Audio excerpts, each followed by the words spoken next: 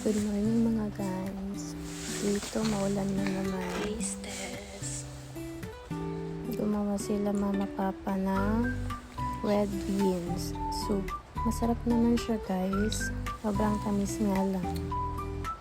Alam nyo ba, abnormal ang weather dito. Kaya lagi silang tumitingin sa weather app. Doon sila nag-base. Maganda yung panahon. Masarap naman siya guys. Sobrang lamig din dito. Kaya balot na naman ako dyan.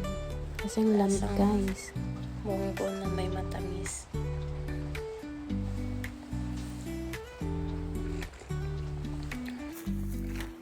So, ganito lang pala yung routine ko guys araw-araw.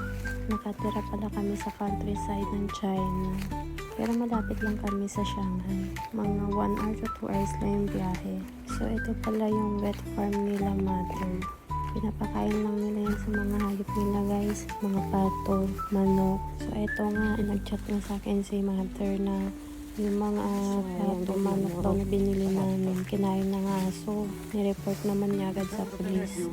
Ganun kay stricto dito. Pinupuntahan kahit mga malit na bagay. Marami din yung kinain ng aso ha.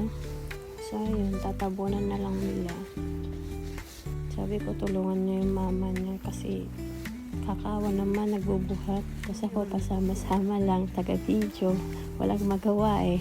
So, ito na yung mga routine ko sa buhay. Buhay may asawa.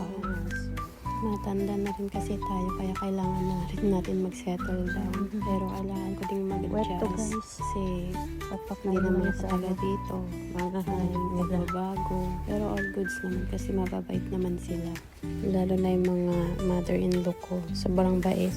Yun nga lang, every morning, kailangan ko gumising ng maaga para isabay niya ako sa work niya. Idadaan niya ako dito sa vineyard nila. Wala din naman ako ginagawa dito. Nagkukulong lang din sa kwarto. Doon lang ako medyo naiinis kasi same lang din naman, di ba?